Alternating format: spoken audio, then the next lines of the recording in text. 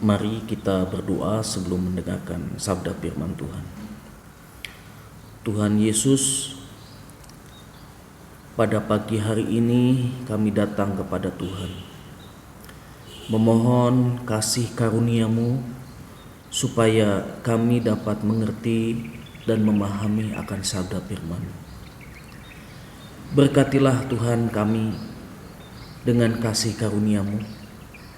Bukalah hati dan pikiran kami supaya kami dapat memahami sabda firman-Mu. Tuhan Yesus, biarlah Roh Kudus-Mu yang senantiasa memberikan hikmat dan pengertian kepada hamba-Mu untuk menyampaikan sabda firman-Mu. Di dalam nama Tuhan Yesus kami berdoa. Amin. Selamat pagi Bapak Ibu, saudara-saudari yang terkasih di dalam nama Tuhan. Salam sejahtera di dalam kasih Tuhan kita Yesus Kristus. Tema firman Tuhan kita pada pagi hari ini, kasih adalah bukti kedewasaan iman Kristiani. Kasih adalah bukti kedewasaan iman Kristiani yang terambil di dalam 1 Korintus pasal 13 ayat 1 sampai dengan ayat yang ketiga. Bapak Ibu, saudara-saudari sekalian, setiap makhluk yang hidup pasti mengalami pertumbuhan, baik itu manusia, baik itu hewan, tumbuh-tumbuhan, dan lain sebagainya. Kalau kita mengamati pertumbuhan manusia, itu pun ada prosesnya. Mulai dari kandungan ibu kurang lebih 9 bulan, lahir menjadi bayi, kemudian minum ASI, mulai bisa berkata-kata, kemudian mulai bisa tengkurap, bisa berangkang, bisa berjalan, dan seterusnya. Begitupun iman kekristenan. Jadi iman kekristenan yang baik dan yang sehat harus mengalami pertumbuhan dan kedewasaan iman, sehingga kita tidak lagi terus-menerus seperti kanak-kanak, melainkan kita harus bertumbuh ke arah kedewasaan iman dan pengenalan yang benar tentang Kristus. Apa cirinya kita bertumbuh di dalam kedewasaan iman? Rasul Paulus memberikan gambaran dan lukisan tentang kasih di dalam 1 Korintus pasal 13 ayat 1 sampai dengan ayat yang ke-13 sebagai ciri pertumbuhan dan kedewasaan iman di dalam Kristus. Yang pertama, apa itu kasih?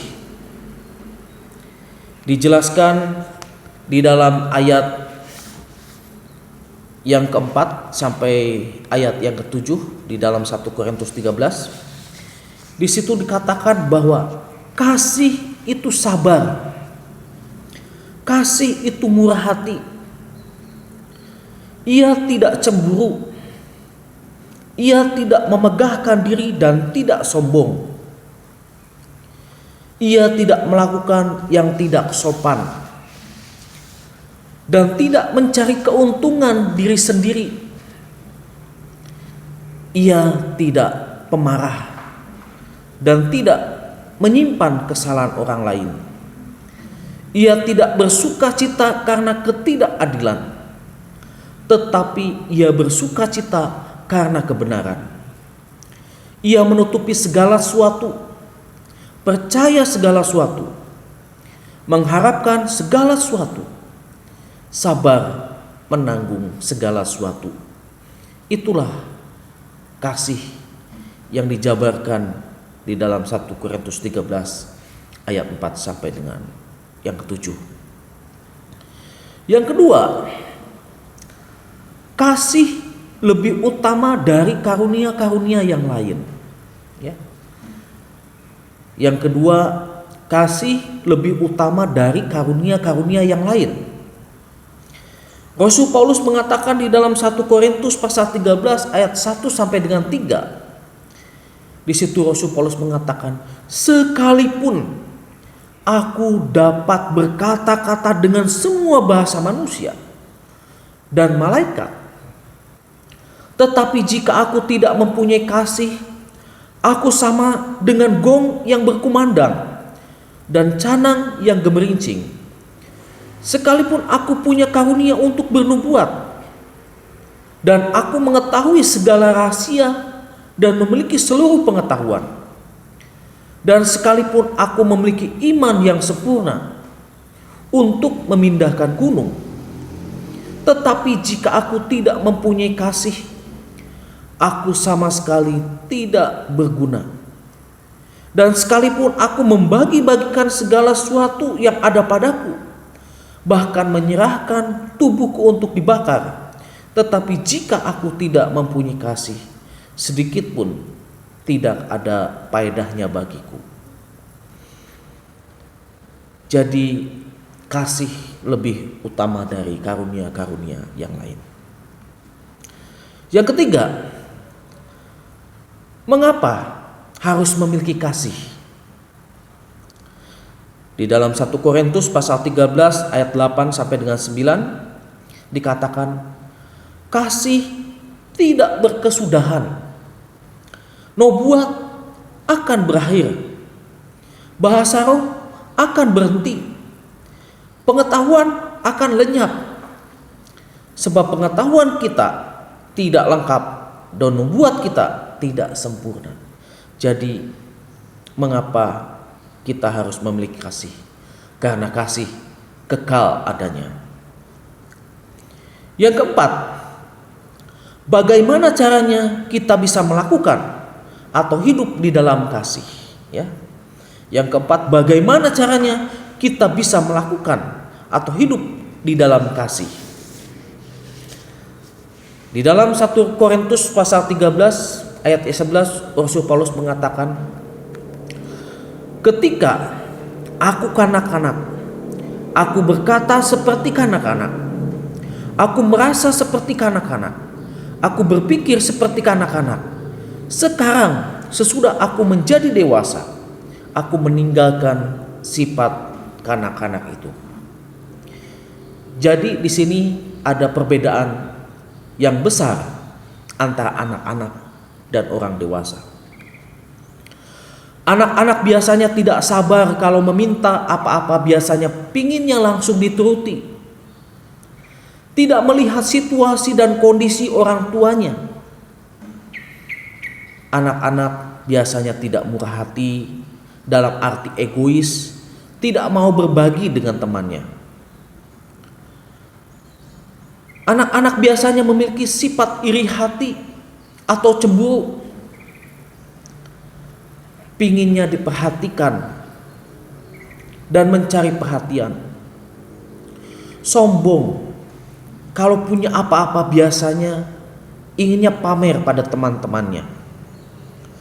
Biasanya anak kecil kurang memiliki kesopanan. Ya maaf kata, biasanya kentut sembarangan, jalan sembarangan, tanpa ada unggah-ungguh atau tata krama. Ya memang namanya anak kecil, belum tahu dan belum mengerti. Dan biasanya anak kecil selalu mencari keuntungan buat dirinya sendiri. Anak kecil biasanya kalau tidak dituruti kemauannya marah-marah, bahkan sampai nangis meraung-raung. Selain itu juga biasanya anak kecil suka menyimpan kesalahan teman-temannya, tidak suka keadilan, tidak suka kebenaran, suka ember, tidak bisa menjaga rahasia atau privasi, tidak percayaan, tidak sabaran, dan lain-lain sebagainya.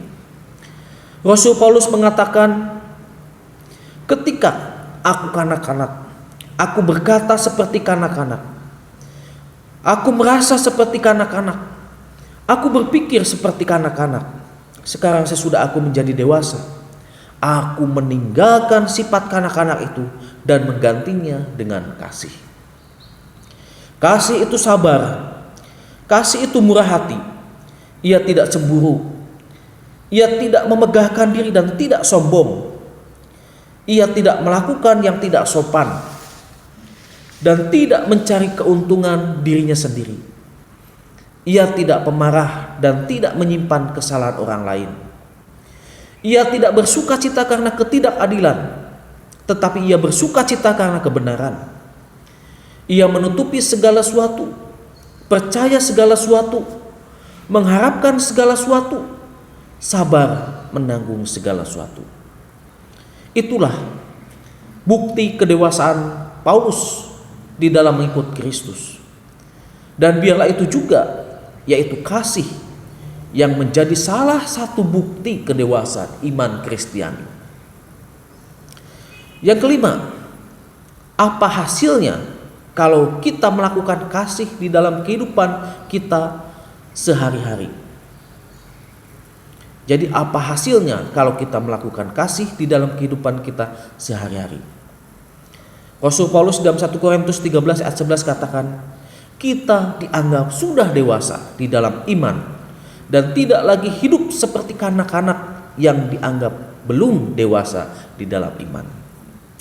Jadi Bapak Ibu Saudara sekalian, milikilah dan lakukanlah kasih di dalam kehidupan kita hari demi hari, sebagai salah satu ciri dan bukti kita bertumbuh di dalam kedewasaan iman dan pengenalan akan Tuhan kita Yesus Kristus, sehingga kita meninggalkan dan tidak lagi memiliki sifat seperti kekanak-kanakan, baik di dalam berkata-kata, baik di dalam berperasaan, maupun di dalam pemikiran.